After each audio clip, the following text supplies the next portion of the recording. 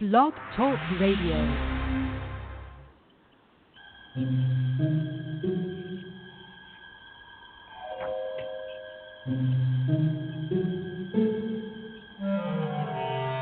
Archangels, ghosts, and Bigfoot, oh my.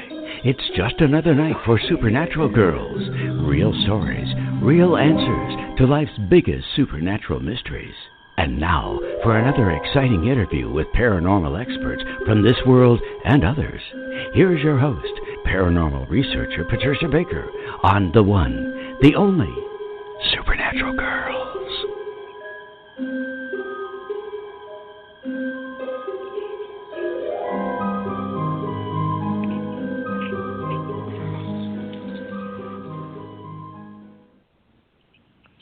Welcome, everyone, to another exciting episode of Supernatural Girls Radio. I'm your host, Patricia Baker. I am here with my co-host, PK. How are you tonight? You really want that answered. I don't think retrograde is Be honest. Oh, no. I'm holding on to my backside because I'm about ready to lose it with all this stuff going on with the retrograde. Well, you know, we have great guest tonight who is going to teach us all about how to get into a different part of our brain so we're not cannibalized by all these terrible things that go on in our everyday life, including the power of that lower brain. He has this down to a literal science, and we're going to be talking to him in just a little while. His name is Dr. Michael Cotton. He is the author of a great book, which is called Source Code Meditation, Hacking Evolution Through Higher Brain Activation.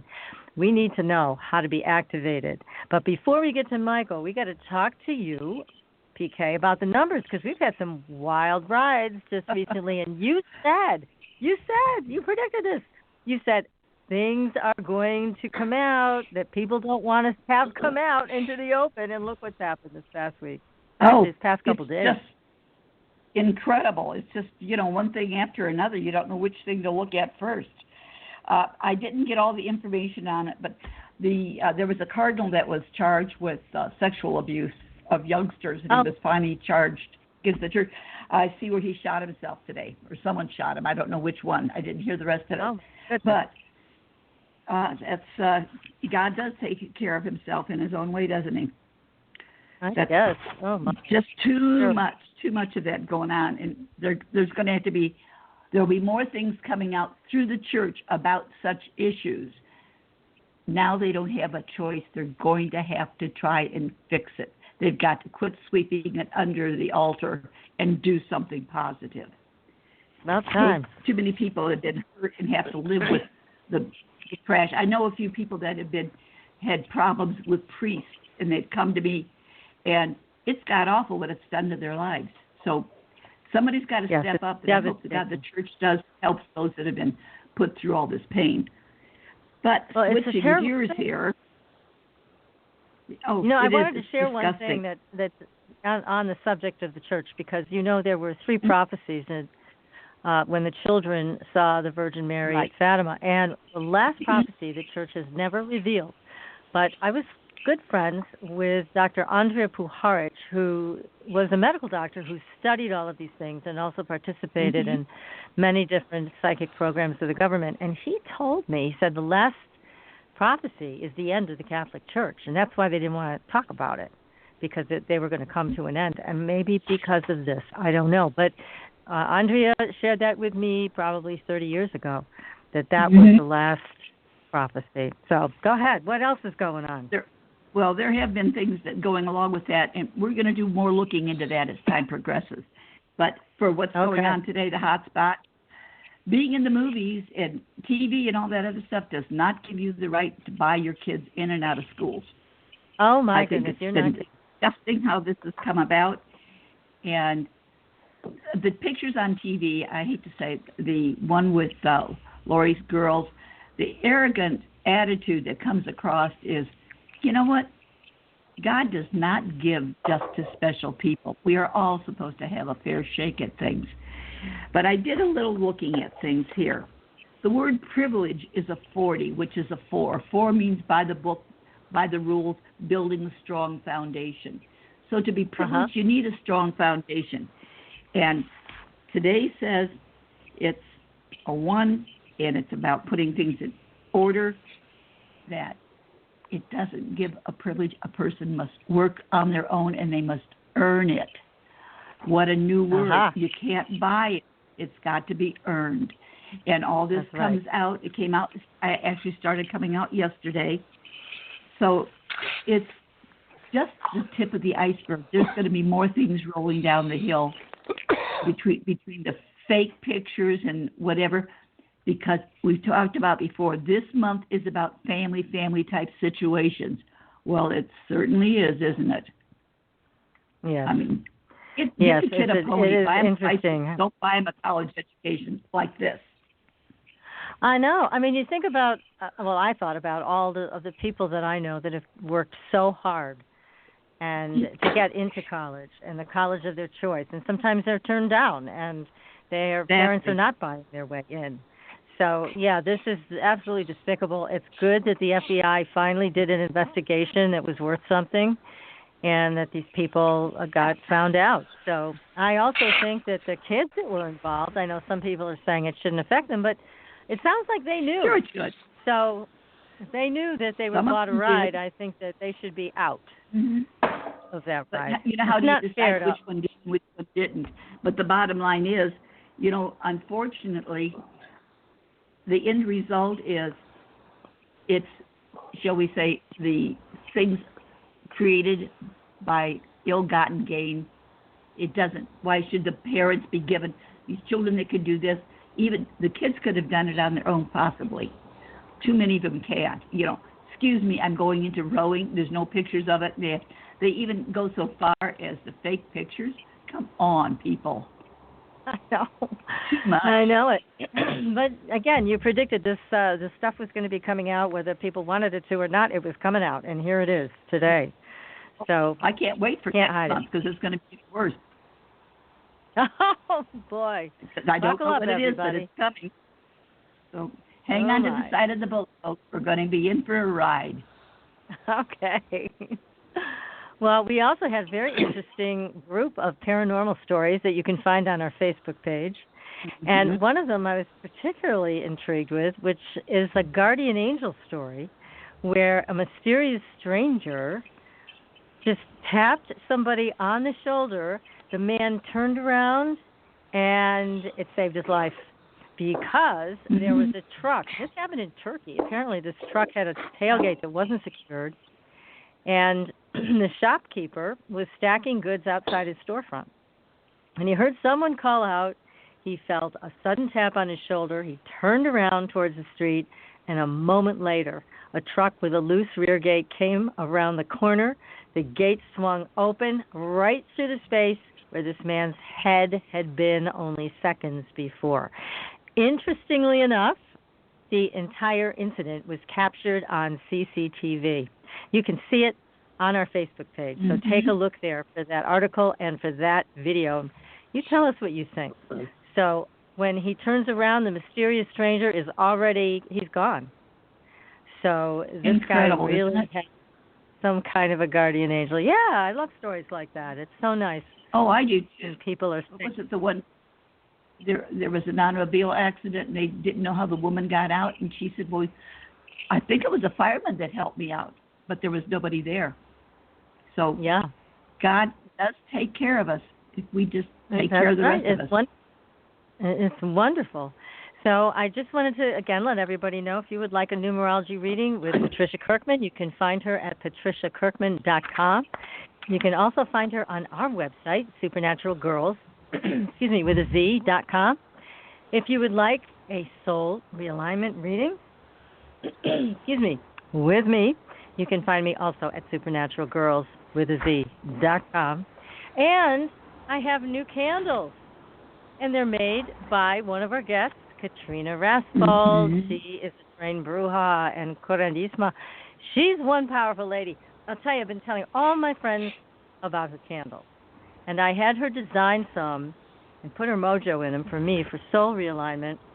And now the candles go right along with your reading. We have also an additional one for wealth and one for love. Those will be up on the website and on our Facebook page, so you can buy them. at your convenience. And let me tell you, get ready to meet up with real power when it comes to those candles. Katrina does an incredible job making these beautiful candles, and they pack a punch. I will tell you that. So, anyways, if you would like to hook up with Katrina directly, her website is Two Sisters Botanica, and the number 2 is spelled out, TWO. So it's twosistersbotanica.com. So tonight, we have a very special guest, and I have been counting the minutes to get Dr. Michael Cotton on the show with us. He is changing he's going to teach us a little bit tonight, but you're going to have to read his book to get the rest. How to change the brain before meditation, because when you do that, it changes the rules of the game. And it leads to quantum breakthroughs in higher consciousness. So you can get to total transcendence with what he has discovered. He has found a way to share this with all of us. And Dr. Cotton holds a doctorate in chiropractic, and he's also a leading theorist in the evolution of consciousness, culture, and the brain. And he is the founder and director of Source Code Meditation and Higher Brain Living. I mean, he's got it all, and he's here with us tonight. Michael, welcome to the show. Well, thank you, Patricia. I'm excited to be here. Well, this is great. Well, we're definitely happy to have you with us tonight. That's for sure. I'm still chuckling from PK's line about buy them a pony. That's a good one, huh? Yes. Oh, goodness. Well, you know, in all of your work, and as I shared with you before we went live on the air, I've been following your work for the last few years, and I am in awe of what you've created here and what you've found. But you didn't start out knowing about this. Tell us a little bit about your journey. I was really struck with how this all came to be and where you were before you went to chiropractic school and learned all these amazing things and created all these amazing things. So what happened? Well, where to start?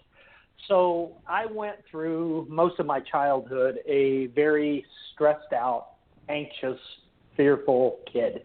And I'm not exactly sure why. I mean, I know why now because the lower brain was highly active, but I don't know why that started at the time. But I went through life just kind of a mess. And I fumbled my way through school. I went to college because I was told you were supposed to go to college. I got thrown out of college my first year with a 0.57 GPA, which I'm not particularly proud of, but yeah, exactly. And I started taking minimum wage jobs and just was going nowhere. I had no purpose, no meaning. I was going through the motions, waiting for the weekend so I could drink beer and hang out with my friends. And I did that through a great deal of my 20s. And about the time I was 26 years old, I started feeling something inside of me changing. And it had, in fairness, I had been feeling it for a little while, like just a different energetic feeling in me. And I was feeling like this bubbling of empowerment that wasn't necessarily related to anything. And I had just this defining moment while I was working in this steel and aluminum shop, going nowhere. And I had just this overwhelming surge of energy move through me. And this, what I describe as this view from 50,000 feet, where I could see, it just crystallized the whole path I had been on, my whole life process leading up to that moment. And I could see clearly where I was heading, which was nowhere. And I had this just immediate sense of confidence and clarity that my old life was over. And I kind of went into what I describe as this kind of flow state that led me down this path to start trying to understand what was happening with me. And I started reading everything I could read, doing everything I could do that had anything to do with, human potential. Everything from developmental psychology to, Zen Buddhism to quantum physics to consciousness studies and contemplative studies, and I started assimilating information really, really rapidly. And at some point in this, I had this. I read a book called. I understand even that I was doing it, right? And I read this book called The 3-Pound Universe that was put out by Omni Science magazines, and I had this another kind of crystallizing moment that I had this aha that the brain, the human brain, was the missing link, particularly these higher structures in the brain, was the missing link to almost all self-development and personal transformation, and that it had been largely overlooked or not understood, right? Most of our, from yoga to contemplative methods to meditative traditions, they developed thousands of years ago before we had any real knowledge about the brain. And so what I found is that all higher states of consciousness have higher corollaries in the physical brain. And there's an untapped part of the brain that I realized was the missing piece in all of this. And that's what actually led me, or part of what led me into the chiropractic profession, which I long ago left that profession, but I went into it to get information about physiology because it was based on the nervous system, and I wanted to start taking elective courses in brain function and working with different energy work techniques to explore ways to impact that higher brain. I discovered that it was we had evolutionary potential in that higher part of our brain, but it wasn't fully functional. It wasn't metabolized. It wasn't awake, right? It was kind of dormant. And I want to bring this to the point so I don't stretch this out forever, but I started to work with different systems that could move energy, and I started to explore ways that I could liberate this energy in the body that could awaken the brain.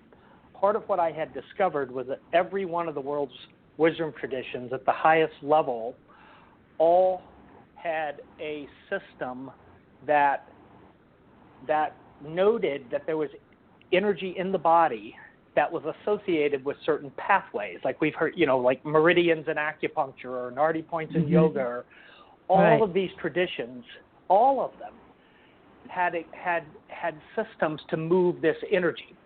So I realized that was part of the process, and that I started developing a system that could actually mobilize this energy through gentle touch in the body into these pathways in a very specific protocol that would release that energy to the brain.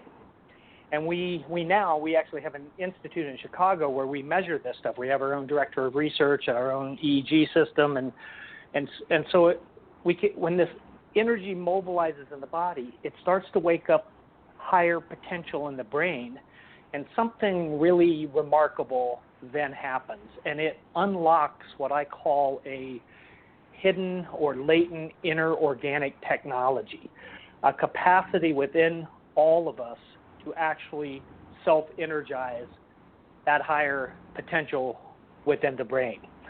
And so I developed a system. I trained hundreds of people across the world in it, and we have had research at a major academic institution, a couple of major studies showing high-end quality of life with the technique.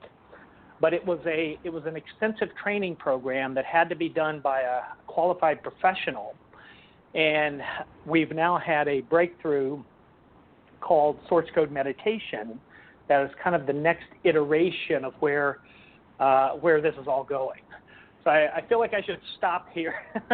I could go on forever. This is it's wonderful to hear this experience, but I'm so intrigued that here you were standing in this aluminum shop. I mean, I'm sure you were doing welding, stuff like that, and all of a sudden this energy just spontaneously took over. I mean, that's quite a miracle. Right. Yeah, yes, and it's a miracle that's in all of us. Well, it's incredible to me it happens. Because now, when you talk about this energy and how you have found the pathways to how to basically spark the pathways and connect them, are we talking about Kundalini? No, well, let me say a couple of qualifying statements before I answer that. Is that one of the things is that all of the world's wisdom traditions, all of the ancient healing arts had different names for the energy, and it showed up in different gradations and in different ways. Mm-hmm. And so on one level, there's this universal energy that has the potential to show up in different ways in the human body, whether it's Kundalini or prana or chi or ki. So the reason I don't want to just say yes, it's Kundalini, is because it actually moves through the body in our system with a lot more grace and ease and consistency and reproducibility than what a Kundalini response typically is. And so, you could call it prana, you could call it chi. None of these systems fit exactly how I see it. So we kind of have created our own way of looking at this and our own way of languaging it and explaining it. Well, that makes sense, because we have had people on the show talk about Kundalini, and a lot of them have had very painful, to say the least, experiences with it, and it is inconsistent. So having something that's consistent, that's so positive and reproducible is a definite plus for anyone who wants to embark upon this path. Now, you talk a lot in the book about the primitive brain and the lower brain and how it really holds us back. So can you talk to our audience about that a little bit? It's a really important concept. Thank you for recognizing that, because it is a life-changing concept. We humans evolved. Our brain evolved in layers. A lot of people don't understand that, but the way evolution works is it usually doesn't abandon something that works. It usually just builds a layer over the top of it. And so the human brain evolved in layers. And let me first say that the highest, most evolved part of the brain is largely dormant. It's anatomically there, architecturally there, but it's not functional. It's not getting full energy to it. And so the issue is that the lower part of our brain is the part of the brain that keeps us safe. It's the part of the brain that evolved when the environment was full of predators. And its one and only function is to keep you alive. And one of the ways it does this is through the habituation of sameness, the same behaviors, doing the same things over and over again. Because in the Stone Age, for instance, that led to our survival. So the first thing to note is that Stone Age brain is still in there. It's still in us, right? Even though there's higher layers, right? So there's higher layers that we now have, but that Stone Age brain is still in us. And so the reason that it tries to create sameness in our life is because to the lower brain, sameness equals safety.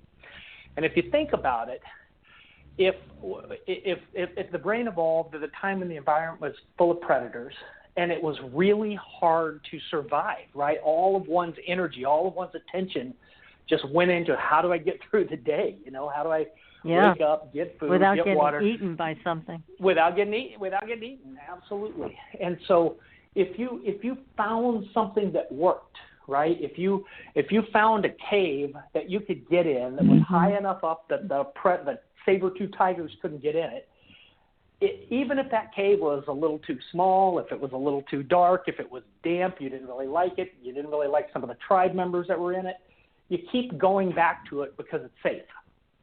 And when you go out the next day to get water, you find a path to the watering hole. And even if that path is, full of rocks and stones, if it gets you to the water, the next day you go back again. And you find a path that gets you to food. And that food, and it may, you may go down that path and you may cuss that path and you may say, I'm going to try a new path. but there's no tigers on the path, and you get to a place that you can get food. And the food may not be the food you want, and you may say, I need to find some better food, but this is half-eaten, half-rotten fruit or whatever, but it sustains you. And the lower brain, each time you do something that creates safety, a process called myelination happens in the brain where it actually wraps white matter around the nerve fibers that make that become your default. Because the lower brain doesn't want any risk. It doesn't want to take any chances. It doesn't want to venture into the unknown because all it knows is the unknown means there's potentially predators. So it just keeps going to doing the same things over and over and over again. And so turn the page now to the 21st century and understand that even though we have this higher evolved brain, the lower brain is still dominant. And all information in our life, everything that happens, first gets filtered through the lower part of our brain. And it's, again, just trying to create sameness. And so all of this complexity that we've now created in our modern world and our modern lives, it just can't be efficiently processed by the lower brain. And the default is simply, how do I create sameness? How do I do the same thing? And so the significance of this in self-development or personal growth in our modern lives is that even if we have this idea for change, or we see this vision for change, or we write down our journal for what we want to change, or we know where we want to go, there's something in us, a primitive biological part of us, that doesn't want any part of that. And so it finds a way below the conscious threshold to cycle us back into our old life. So we say things like, I don't like the relationship I'm in. I need a better relationship. Or I don't like my financial situation. I want to change my finances. Or I don't like where I live. I want to move. Or I need a better job. But below the conscious threshold, the lower brain is going, that's not safe. We don't know that territory. We know this territory. Maybe that relationship isn't good. Maybe being broke all the time isn't good. Maybe the job you're in isn't good. But you woke up alive today, which means that we did our job. The lower brain worked.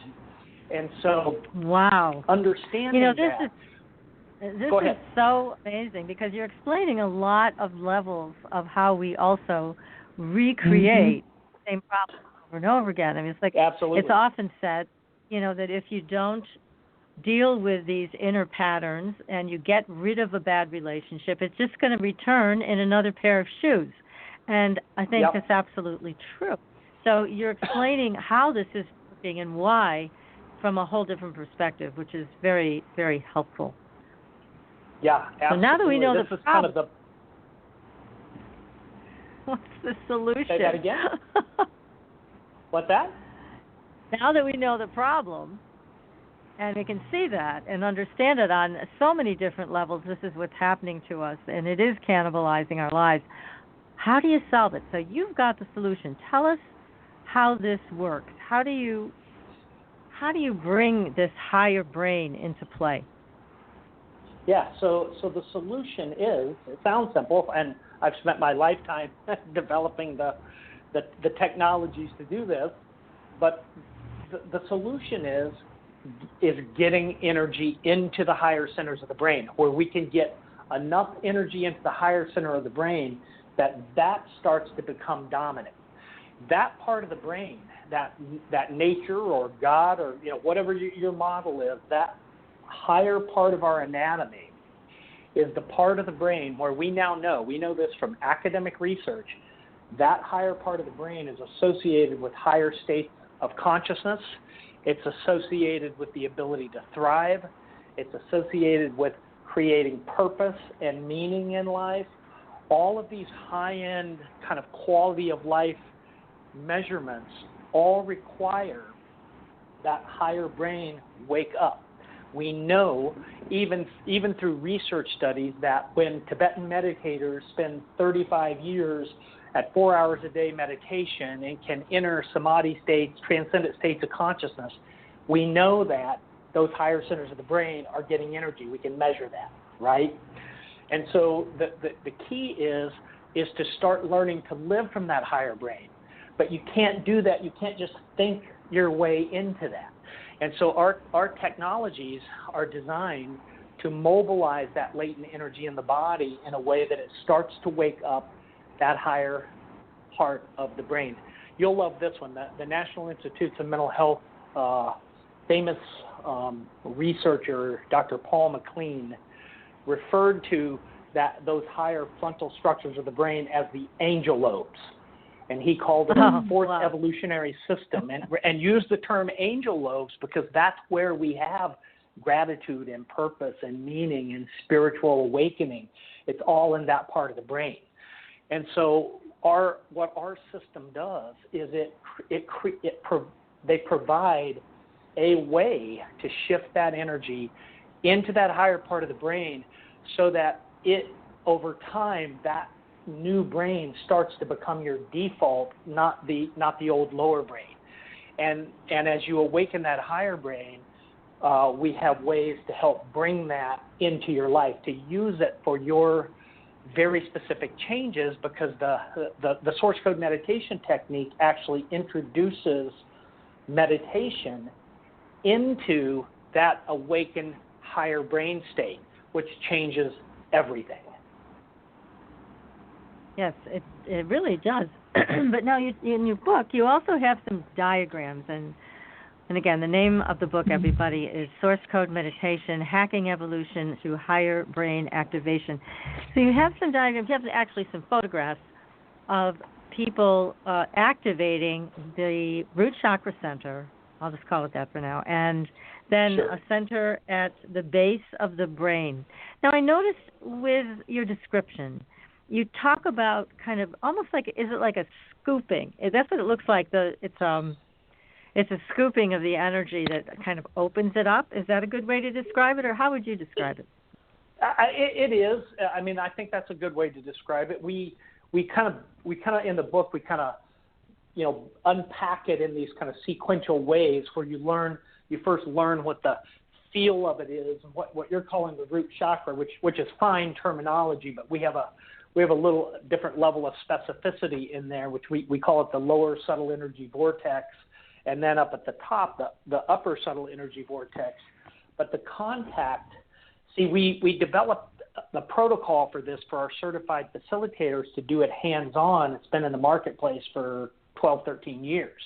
And the breakthrough with source code meditation is I started developing a way for people to do this to themselves.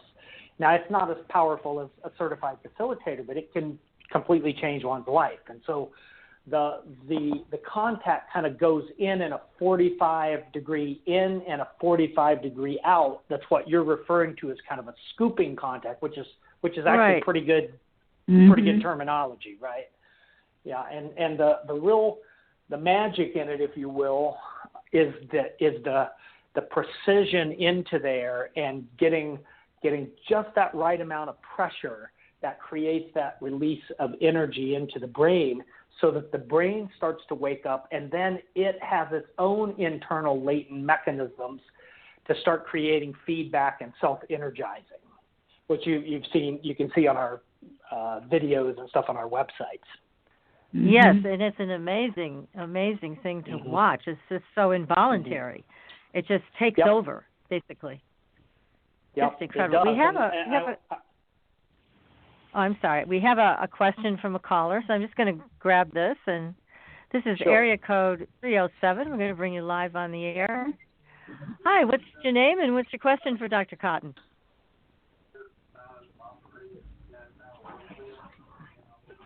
Hi, you're live on the air. What's your name and what's your question for Dr. Cotton? Hello? No, we can't hear you. So we're going to put you back on hold, and maybe you can figure out what's going on at your end. We'd love to hear your question. Okay. Anyways, so you do this at the base of the spine, and then you talk about, what is it called, the yoke of iron up at the bottom of the neck. Is a very interesting term that's used that you said is also found in the Bible.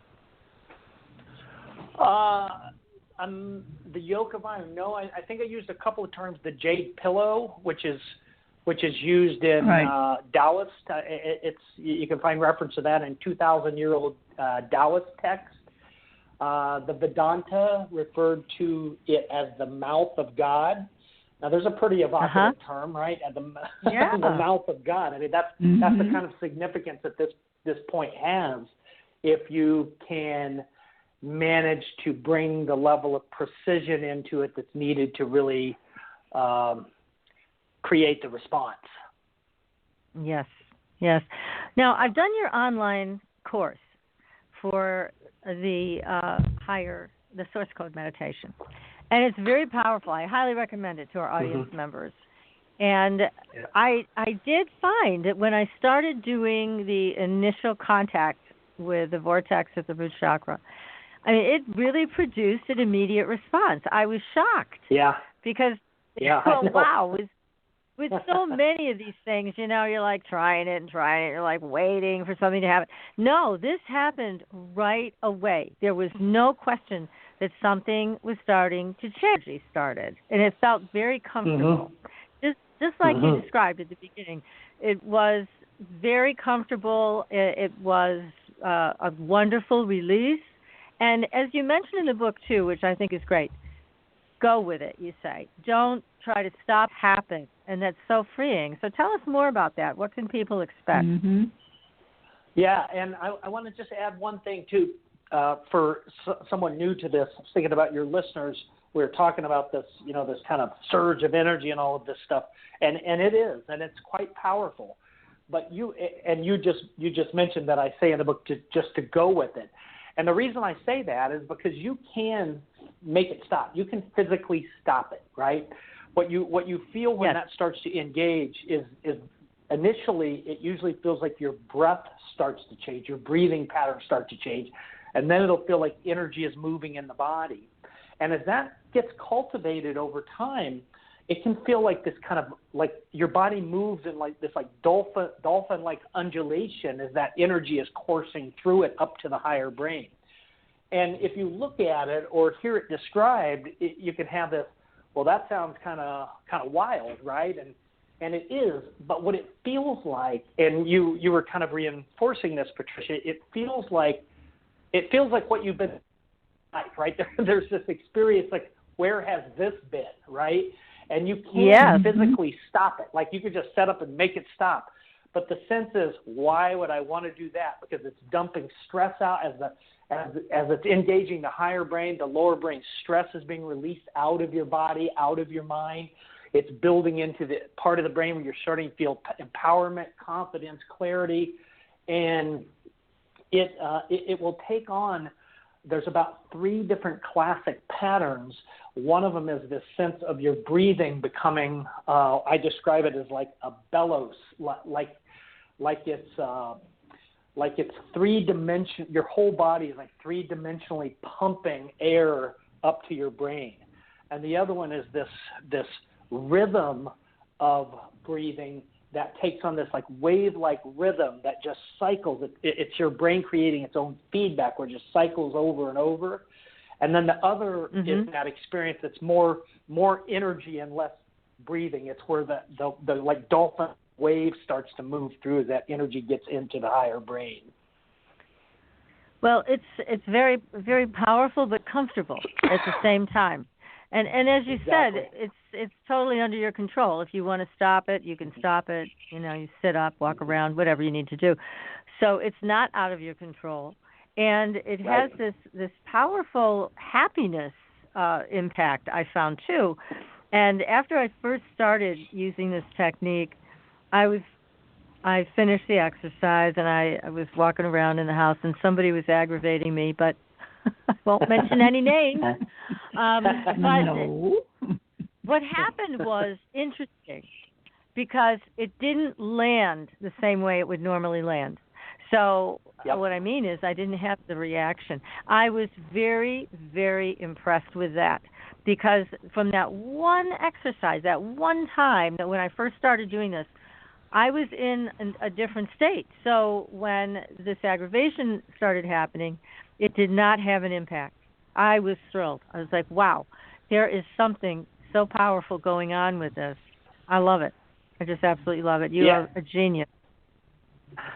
Well, thank you, and thank you for saying that part of it, because that is, it sounds like a little thing, but it is a huge thing, and I want to just speak to that a moment, because it's so exciting to hear you say this, because it's one of the first things that shows up in this work, is that ability to release yourself out of the reactivity of your life and of the environment. And it's as if, and you said too, that kind of happiness or joy and empowerment comes in. And what else happens is, it's the beginning of, you remember when I said I had that view from 50,000 feet? It was like I had this transcendent awareness. That's how that begins, right? So we're used to going through life, and everything is personalized. Everything is reactive, right? We're like, whatever happens that doesn't feel right, there's some type of reaction we do to it. Well, when that stress starts to dissipate out of you, and you start getting in that thrive state of the brain, and you have the ability, in fact, it's spontaneous. It's not even you, like you said, you just noticed it happen, right? It's like all of a sudden you realize, wow, the kid's screaming, or that bad news I got, or the boss doing this or that. Before, I would have it would have set me off in this reactivity. But now it's just, there's a gap between you and all of those events, and you have the ability to just stay in your empowerment and then choose what's the best way to deal with it without reacting. Well, that's exactly right, and that's what I found even just after that first exercise that I did based on the video series that I signed up for with you, and it was very impressive. And again, what I love about your work is it's so easy. It's so easy, literally. Anybody can do it. It's accessible to anybody. Everybody in our audience, I want you to know, you can have this experience without really much effort at all. But what I want to talk to you about next is something that you brought up in one of the online videos that I saw, and I think it's so important, is we all have a saboteur that likes to come in and stop us as we get a little further along on this path, right? So what we're going to do is take a very quick commercial break, and we're going to come back and continue this great conversation with Dr. Michael Cotton. He is the author of a fabulous book. It is called Source Code Meditation, Hacking Evolution Through Higher Brain Activation. Okay, so we're going to take a short commercial break, everybody, and we will be right back. Pure essential oils, specialized minerals, and a revolutionary anti-aging technology. Astridian combines the best of all scientifically proven ingredients in easy-to-use creams, lotions, and concentrated serums. Astridian's advanced line of products take your skin to a new level of being healthy and beautiful. We offer a variety of collections that address all your skin concerns. The Essential Anti-Aging Series treats and moisturizes your skin for a long-lasting, younger look. The Multivitamin Series promotes healthy skin with high-quality vitamins and minerals. The Sports Series restores skin from cellular damage and stress. Astridian also offers a revitalizing solution for hair and a professional series for doctors and medical spas. Visit Astridian.com today and begin your new journey to healthy, beautiful, youthful skin. Astridian, beyond your expectations.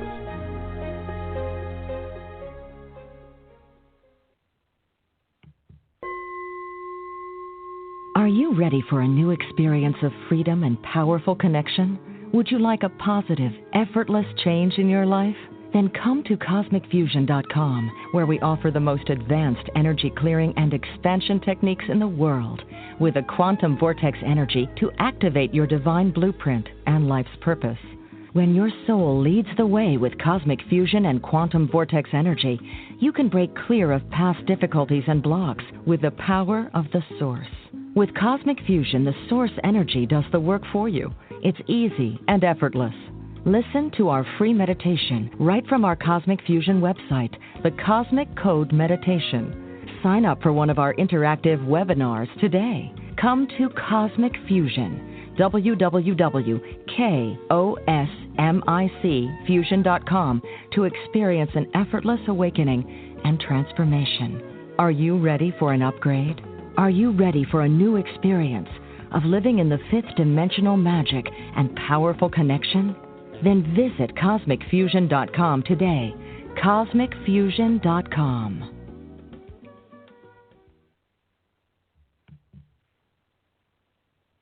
Your property tax bill. Have you seen it lately? It's frightening. Your property taxes are going up while your home value is going down. It's time to fight back and win. For the real truth about the property tax system, get attorney Pat Quintilian's book, Are You Getting Screwed on Your Property Taxes? How to Find Out and How to Fix It. Attorney Quintilian answers all your questions and gives you the facts you need to fight a property tax bill that is spiraling out of control. You'll also read about what happens to property owners who don't check their property records, only to find out too late they're taxed on square footage, fixtures, and even buildings that they don't own. Is this happening to you? Learn your rights.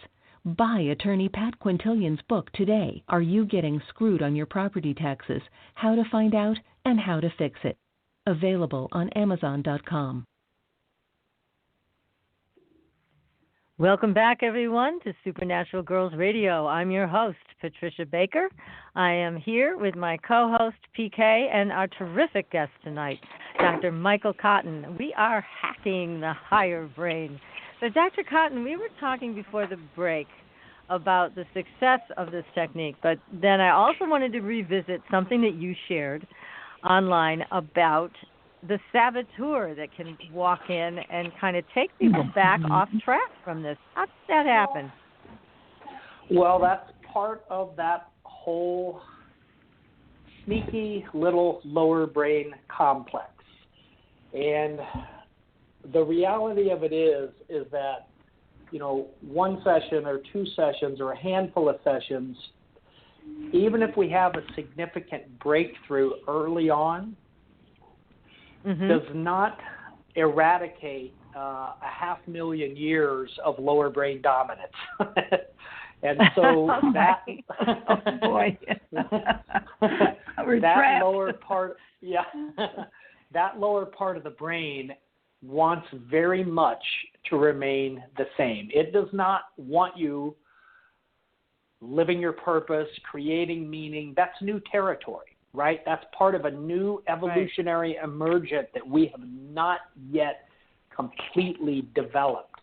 And so what happens is simply that as you start making progress, that lower part of the brain, that's when it wants to, when it, okay, so I'm going to say this without, it isn't judgmental about other techniques or anything, but an awful lot of people go through life jumping from one technique to the next, one spiritual approach, healing approach, new age approach, and they don't ever really get transformation. In fact, it's so tragic to me, I've studied this deeply, that I believe by and large we've really even given up on the idea of transformation, and it's become this kind of this word game. Like we say we want it, but it's not really real to us.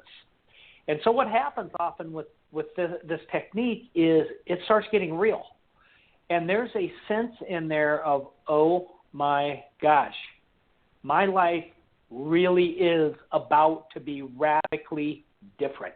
Okay, and when that happens, that lower brain, that lower brain wants to dig its heels in. It's like, oh no, you don't, right? And so it will then start creating all of these excuses, all of these reasons of why you can't keep going. And it's a time where what we like to say in our community, just do the work. All you have to do is do the process, and it quickly gets past that, you know. But it does show up because it's kind of that lower brain wants to create sameness because sameness equals safety. Oh, boy, it keeps jumping in there after us, doesn't it? Yep. So it's important not to give that any weight, just to notice it and know it can be part of the process of unhooking from the power of that part of our lower brain and just saying, okay, we hear what you just said, that you're uncomfortable with this. You want us to stop. You're finding all these distractions, whatever. But you don't have to go along with it. You don't have to buy into it. And I think that's important for everybody to know because this stuff happens quick. I mean, I was really surprised by how immediate this was. This is like right away. Bam. You're into a new process. Yep. Right. Gosh. Yes. It's great. Yeah, and you got it. And there will, it is often shortly after the big changes you start to see it. It's like, it's going to happen. And that lower brain says, oh, no, it's not. And then it starts to create, it starts to hijack even our thinking mind, right? And we start creating all these rationalizations of why, we're too busy to do the work, or we can't afford it, or we can't get into, and it's just, we start creating these conditions that allow us to not really have to evolve. And right. And you hit it on the head with this work. I merely bring that awareness up. So if a person feels that early in the program, they feel themselves start trying to talk themselves out of it, that just acknowledge that it's the lower brain, and then just keep going, right? And it'll take care of itself. Right. It will. Exactly right. Exactly right. Mm-hmm. Now, I would imagine in all of your travels and training all the people that you're training in this and giving them firsthand experience, you've encountered people that have illnesses that are significant. Mm-hmm. And what effect does the higher brain have on that kind of thing? Oh, that is a wonderful question. I was just having a conversation yesterday with one of my communities about that exact thing. And even though none of my work, the higher brain living technique or this source code meditation, which was the kind of breakthrough that came out of it, that's new now, none of my work is really designed specifically to be a healing art or a healing system. I see a much bigger vision for widespread change in the world through helping people unlock their purpose, access these transcendent states of consciousness, and start living in a new way and developing into these higher stages of human consciousness. And so just to frame my motivation, but to your question, and it's an important one because it can be a portal of entry for a lot of people, is that miraculous healings happen through going through this process. And one of the key reasons for that is that lower brain physiology, right? I keep coming back to the same thing because it's the missing piece, but lower brain physiology that we all of humanity to some degree is still locked in. When it faces complexity is what we're exposed to, right? Those old primitive lower brain mechanisms weren't supposed to deal with a modern world, a post-truth era, if you will, that there's so much information and overload in our modern lives that it just keeps sending that lower brain further into its protective mode. And so here's the thing. Lower brain physiology equal stress physiology. They're the same thing. So stress on the physiological level is produced by an active lower brain. So is anxiety, right? They're two sides of a coin. And they're the emotional experience of having a lower brain that's hyperactive. Now here's what else we know. And this is modern medical research. We know that 90% of all medical doctors' office visits, regardless of presenting complaint, whether a person goes in for cancer, for high blood pressure, for heart disease, for fibromyalgia, chronic fatigue syndrome, depression, anxiety, whatever the presenting complaint is, we know now, according to modern research, that 90% of the time, stress is the primary causative factor. It's what lies behind whatever those symptoms or diseases we're expressing are. We all may have our unique ways. Some of that may even be genetic. We have our unique ways that we manifest stress in our bodies or in our lives, whether it's migraines in you or high blood pressure in me or, depression in someone else. But what the medical research tells us is that it's the stress response that's staying active that leads to these problems. And so it's pretty easy to see how when with this technique, one of the first things that happen is it shifts all of that stress energy out of the lower brain and dissipates it out of the body and out of the mind. And when that happens, people start organically healing. But there's even more to this, is that our methods are also what we call informed by integral metatheory. So we help people take those awakenings, right? When you wake up your brain and you wake up your mind, we help you map that into your life to be able to use that specifically to make changes in your relationships, changes in your finances, changes in your occupations, changes in your physical body. And all of those things contribute to our wellness, right?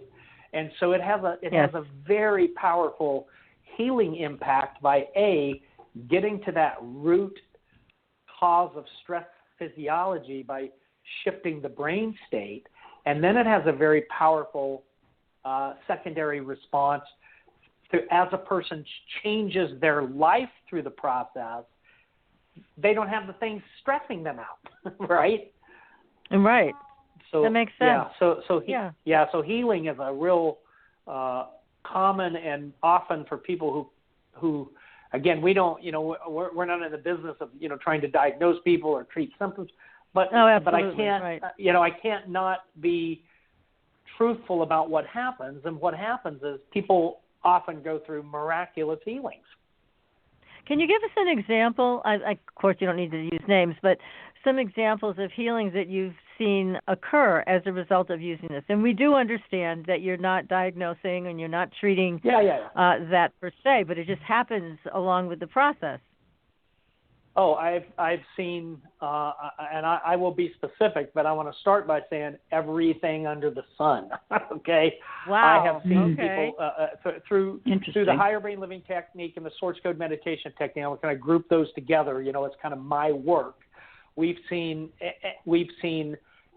suicidal depression improved, or chronic migraine headaches, fibromyalgia, you name it. We've seen it get better. In fact, the University of Iowa did 2 studies that were conducted through the University of Iowa in their social work department, and they measured all of the kind of parameters that someone goes into a psychotherapist or social worker for, everything from fear to depression to anxiety to stress disorders, and we saw all of that improve in 2 studies through people going through higher brain living.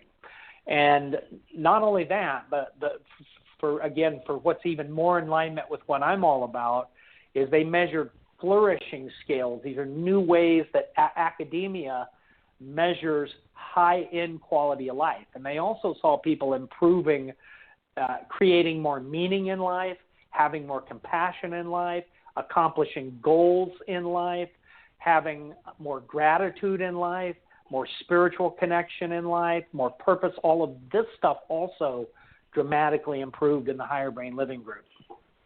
That's amazing. And now, there's a lot of talk about opioid addiction. Everybody's screaming about that.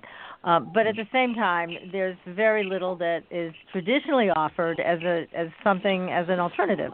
But what about the higher brain system as a way to reduce pain? I would imagine it does that as well. I have a lot of reason to believe, absolutely. But bigger than that is that I have also had a lot of experience seeing it reduce addictions in people. And we have, in fact, one of our facilitators was an addiction counselor when he went through my training and certification program, and he was actually able to get higher brain living into a large addiction center, and he was able to do a research study with 20 addicts going through the program. And this was not done in this wasn't like the University of Iowa studies where, there's a high degree of rigor or standards to the research. But he did, standardized questionnaires on them throughout the thing.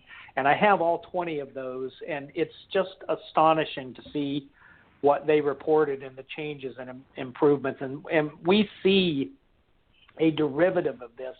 We're even working on a derivative right now that we call Brain First Psych, and it is going to be a training program for mental emotional health care counselors and therapists, psychologists basically, to learn this, to be able to bring it into addiction centers and into their private practices, because it does have such an impact. That'd be wonderful. Oh, that's great. Yeah. Yes. Yeah. So needed. It is so needed, because it boggles my mind. These medications are obviously, they're just handed out like candy, and now we see the result of that. But at the same time, I've seen other technologies become available that can help people unhook from the pattern, but yet they won't be covered by insurance. So, right. It's terrible, terrible situation. And then, of course, you come across work like yours, which is brilliant and effective, and it's out of pocket at this point, but in my opinion, it's well worth it. Now, if you would, please tell everybody the different kinds of programs that you offer and where they can go to participate. Right. Sure. It's important. So we actually have 3 different websites. But the primary thing I would probably send your listeners to now is the sourcecodemeditation.com. That's what the book that I just wrote. It's my first book. It got picked up by Inner Traditions, a traditional publisher. It's been selling all over the world now, even though it's only had an English translation. You can find that on Amazon too. Source Code Meditation, Hacking Evolution Through Higher Brain Living. But our website, sourcecodemeditation.com, you can buy the book from there, but it also has, you'll see a drop down that says, programs and events. And so it will ask you if you're in Chicago or you're somewhere else in the world. And if you're somewhere in this world, there's a place to click, and it will introduce you to a couple of online programs. We actually have a special going on right now that if you watch, we have a 75-minute webinar on the page, and if you watch that, it'll give you a code to discount one of the online programs by 50%. So wow, that's those deal. Online programs. Yeah, that's what Patricia was talking about. She went through the basic program. There's a even more robust one that we have as well. And either of them are great. But we also host retreats across the country, 2-day retreats, and all of that is on the sourcecodemeditation.com website. We have a retreat. We just finished a retreat in Chicago over this weekend. We have one coming up in May in Los Angeles and September in New York, back in Chicago in November. So we do these retreats all over as well. But if they just go to the sourcecodemeditation.com website, they'll find a lot of what's available there. Okay, that's great. And I highly recommend everything you're doing. And people can also have, if there's a practitioner in their area, they can also have the experience of a private session, right? Yes, and that is actually linked into the higher brain living model. If they're in Chicago, because we're headquartered here, we coordinate the online programs with the hands-on sessions. But if they're not in Chicago, the higher brain living, and they want a hands-on session, the higherbrainliving.com website is the best place to locate a facilitator. Okay, so people can go there and find somebody to work with. Yeah, and if it's okay with you, I'm going to give you one more. We've come this far. Yes, sure. Please. One more website, because we have just launched what we call the New Human University, and it's what our training programs are housed in for people who want to learn the technology. It's not only, I believe, the most potent personal transformation system on the planet for the students going through the New Human University, but it's also where you learn source code meditation and higher brain living to start careers with it, to be practitioners. And so it's thenewhumanuniversity.com. So those are our 3 websites, thenewhumanuniversity.com, sourcecodemeditation.com, and higherbrainliving.com. That's excellent. Very good. And Thank you. saw, thank you, Michael. I also saw that you really encourage community with the people that come to do your workshops, that when they meet and they work with each other, that you do encourage that. That's another wonderful support system that you offer with your work. Yes, it's to me, honestly, it's the most amazing part of all of this. When the minimum human unit is 2, and so we can't really do anything alone, right? We're in relationship. Whether we like it or not, we're in relationship. And the dominant culture out there is a giant relationship. We are sharing interior values, consciousness. It's like a group mind, this thing called culture. And if you're starting to go beyond that, like if you're starting to elevate yourself or evolve into a next stage of what we call the next stage of the evolution of consciousness, you're going to need relationships that get you, that support you, that are connected, that are resonating on that level. And so it's really important to us that we create these like micro communities where we're kind of all in this evolutionary thing together. And it's just like I'm just coming off of the 2-day retreat on Saturday, Sunday, followed by 2 days of my first group in the New Human University on Monday and Tuesday. And just the community of those 4 days. My heart is so open. It's just so amazing being in that field, so to speak, with all of those just beautiful souls that are all share this common vision of waking up and making the world a better place. And so, yes, community is really important, and we do everything we can to create it, not only in the online space through our, Facebook groups and all of that, but also live at 2-day retreats, at events, at talks, we come together a lot, the community. That's terrific. Now I have a question from the text, and it says this.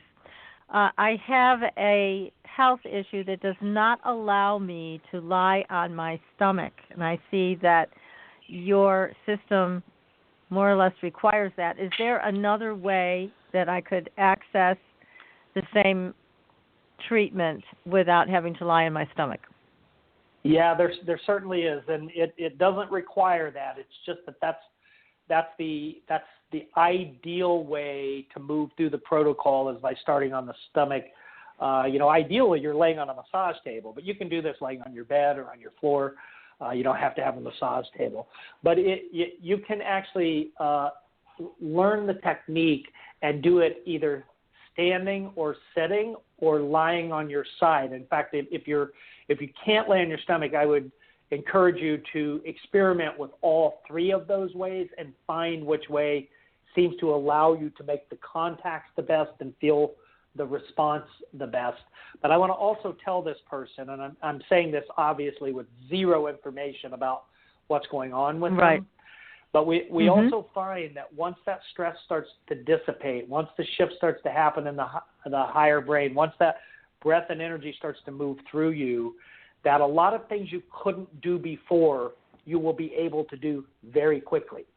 And so I say this because I've had so many people tell me for whatever reason I can't lay face down. And then just a couple of sessions in learning this, they're like, well, I can now. So I'll just say to keep that open. Again, that's without knowing what's going on with the person, for them to also keep the space open, that might change pretty quick. But if it doesn't, there are alternate ways to do it. Okay, terrific. Now, our audience is very much involved with the paranormal. When people have these higher brain experiences, have you also heard of reports of any types of psychic experiences? I mean, obviously there's a greater connection with the true self, so you'd think intuition is going to raise exponentially. But anything else? Any other increased dreaming or things like that? All of it, and I used to at one point, because I'm kind of I'm kind of in both sides of a fence, right? I mean, there's a part of me that's a mystic and an evolution of consciousness pursuer and promoter, and then there's part of me that's the scientist. We have our own director of research, and so I'm very committed to not putting half-baked ideas out there or things that I can't justify, and so I used to kind of shy away from talking about some of the psychic or paranormal things that emerge in this. But for one, I think there's enough science today to say that this stuff is happening. Maybe not everything everyone claims all the time, but there's enough science to say that there's some stuff going on, right? And That's so right. Yeah, there's no doubt about that. And so one of the things that I am really convinced of is that the higher brain, what I am talking about, is a major player in that. Because you're right, it does. We've established it scientifically that insight and intuition are connected to this higher brain physiology, what we call post-rational or trans-rational modes of knowing. Beyond the rational way of making sense, there's the way to get information through intuition and insight.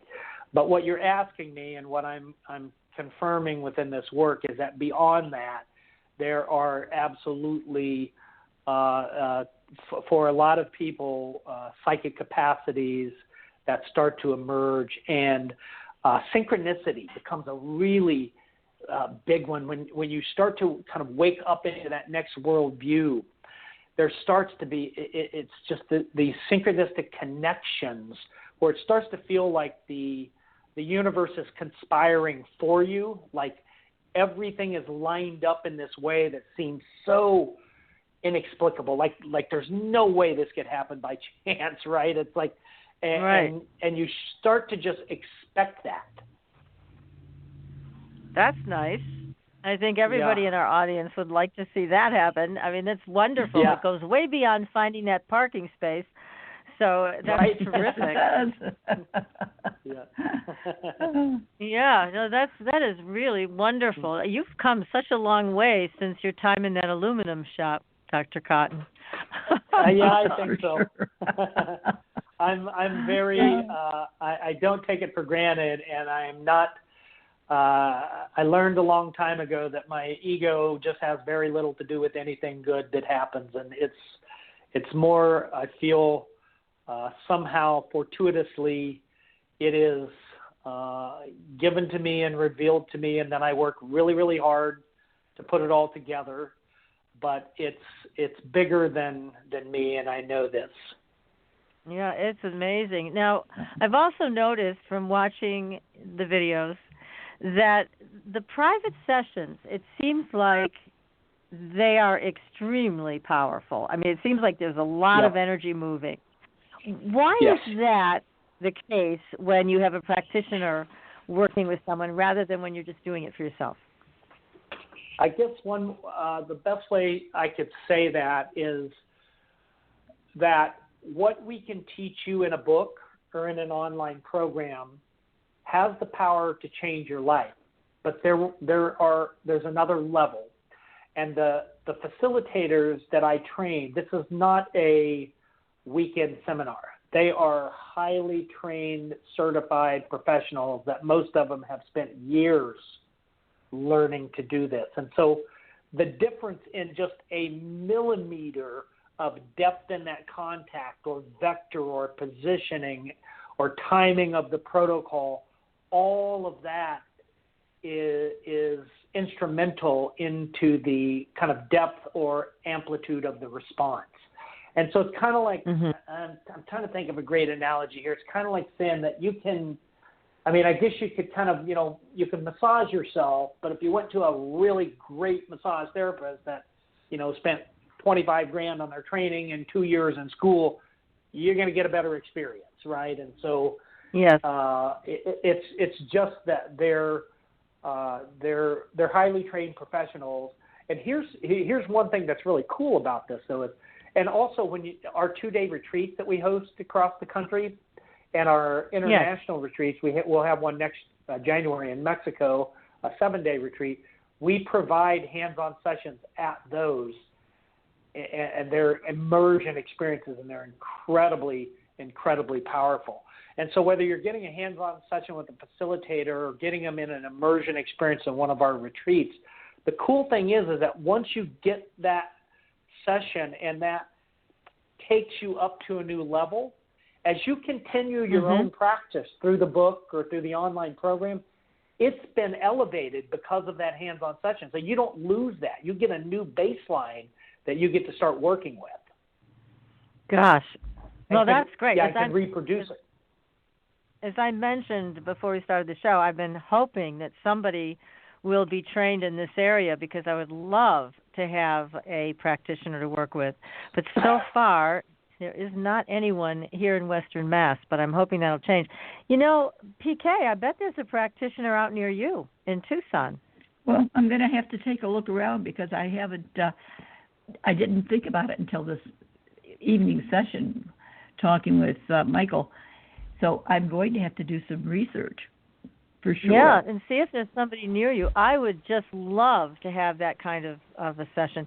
And I love the work that I've learned so far. It is, in and of itself, extremely powerful. But as I watched the videos and I saw these people, you know, going through these this energy movement, I was very intrigued, and I'd love to have that experience. So it's something I'm going to keep watching for. And PK, I hope you'll find somebody in your area. Yeah, Pardon me? In the meantime, I said keep watching for it, and in the meantime, I need to get the two of you to one of our 2-day retreats because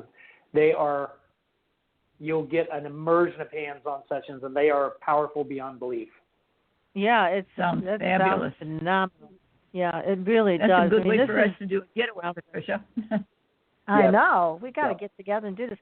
It is groundbreaking work. I mean, you've created something that's just amazing, and I still am trying to wrap my mind around how you created it, because it's so unique. Yet you're pulling from ancient tradition, but you're bringing it into the modern world in an easy way for people to grasp and use it. I mean, people can just immediately start using this without any concerns at all. There's no caveats to this. You can just do it. Yeah, that was the really big breakthrough of the source code technology that came fairly recently, because always before it required for anything there was no teaching of anything. I resisted writing a book for years because there was nothing to offer people to do other than go in and see a facilitator. And then we encounter people like yourself that say, well, I'm not, I'm 500 miles from a facilitator or whatever. And so the breakthrough of source code meditation was we worked for actually 9 years to get the protocol together, to get the ability to teach this in a way that it could be self-administered. Well, it works. Yeah. I mean, PK, this is something you could just do even if there isn't a practitioner in your area, but it works, and it works fast. Yeah. It's just amazing.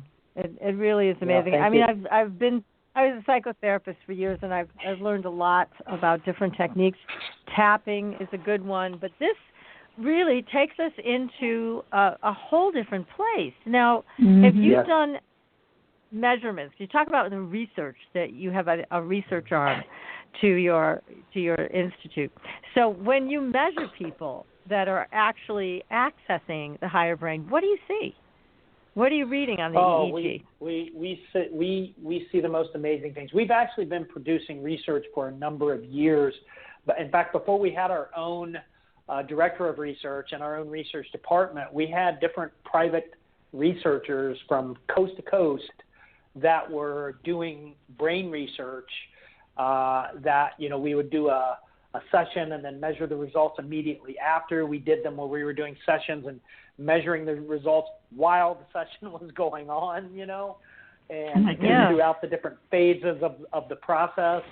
And we have a long history of being able to look at these EEG changes. And now for the last several years, we've had our, probably 4 or 5 years probably, we've had our own director of research and our own EEG system where we measure people that go through the programs, and the changes are extraordinary. I'll just tell you one of the things that first happens pretty consistently yes, please. in the process, and that is that we see when those pathways are cued and that breath and energy starts to move through you, and that unlocks that inner organic technology, and your body starts to breathe itself, is one way I like to say it.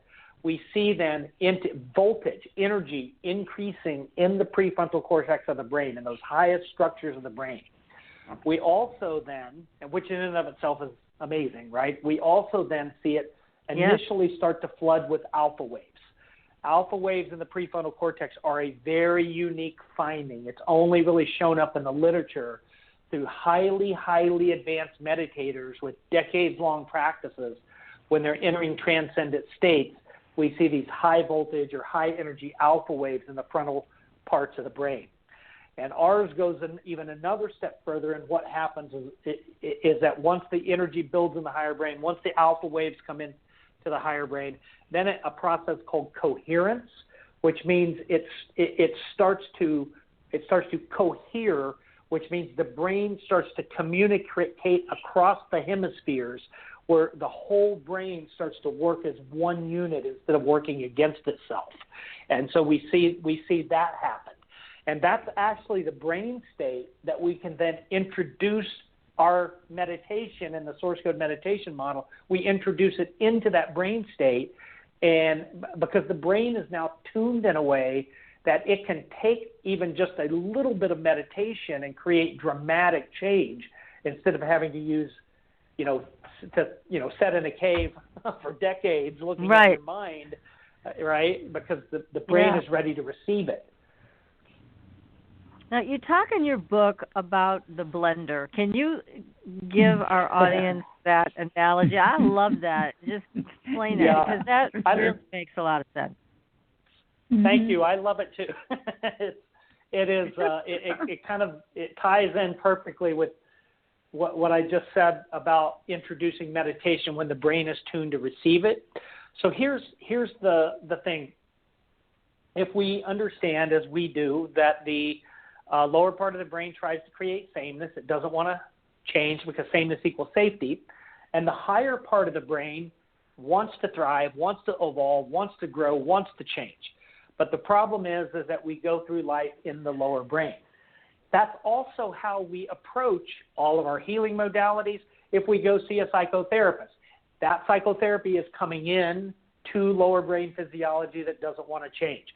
If we go see a fitness coach, that fitness routine is going into a lower brain that doesn't want to change. If we go see a life coach, that life coaching is going in. All right, you get the idea.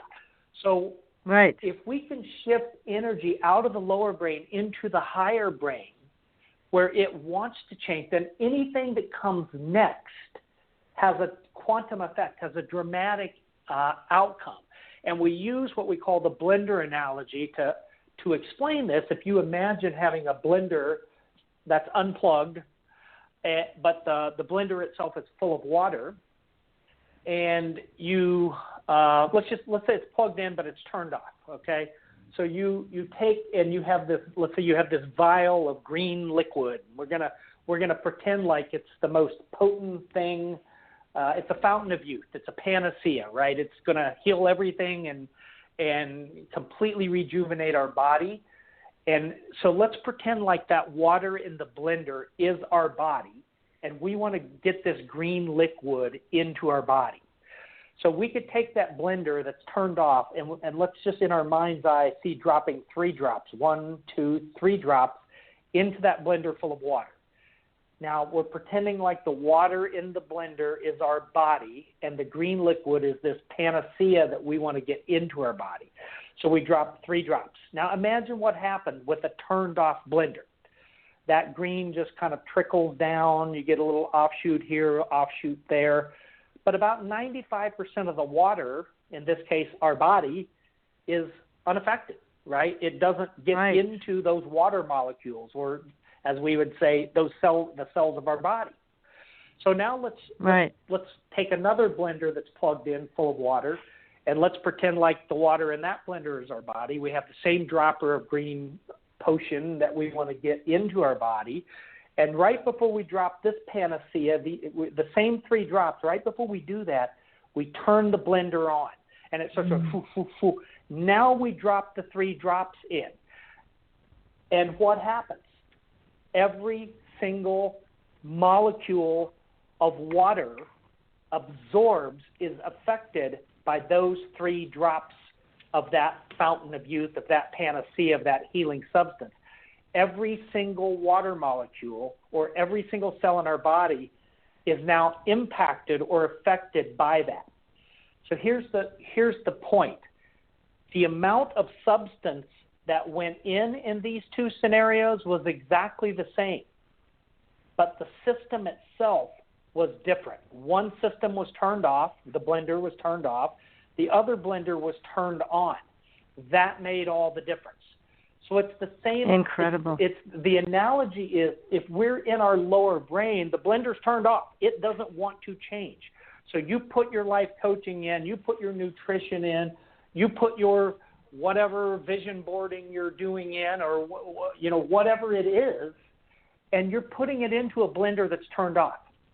But if we can bring that energy through your body, and that response starts, that feedback, that breath starts to move through it, energy starts to build in the higher brain, the blender's now turned on. So now when we introduce whatever it is, whether it's our yoga practice or our life coaching or whatever, it's going to be able to be assimilated exponentially beyond what it could be if we were still locked in the lower brain.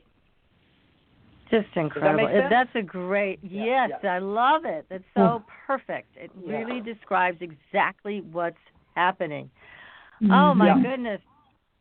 This has been great, Michael. We can't thank you enough for coming on the show tonight and sharing all of what you've created to make our lives better. I mean, you've done it. You've done it. Now we just have to participate in the programs that you're offering. And if you could please just, again, list off your websites so that people can go to them. So there's higherbrainliving.com. There's thenewhumanuniversity.com. And there's sourcecodemeditation.com. In fact, I might advise starting with thenewhumanuniversity.com, because from there you can get to both of the other websites. Okay, that's so easy. If they just start with thenewhumanuniversity.com, then they can access the other sites. That's good, and we will post this on our Facebook page tomorrow also, everybody. So in case you don't have a pen or pencil nearby or something you can log in with, then we will post all of this so that you can look it up. And again, the name of this great book is Source Code Meditation, Hacking Evolution Through Higher Brain Activation. We highly recommend it. This has been a great evening with you, Dr. Cotton. Thank you so much, and we hope to have you back again, and we hope to meet you in person one of these days. Yes, well, it was my pleasure. Thank you so much for the opportunity to share my passion with your audience. Well, this has been tremendous. Yes, thank you so much. Now, next week, everybody, we'll be back again. We have an interesting guest who claims to be a hybrid. We're going to find out what she has to say. And until then, we will see you on the Blue Highway. Good night, everyone. Mm-hmm. Good night. Thanks for listening. Tune in next week for another radio adventure with Supernatural.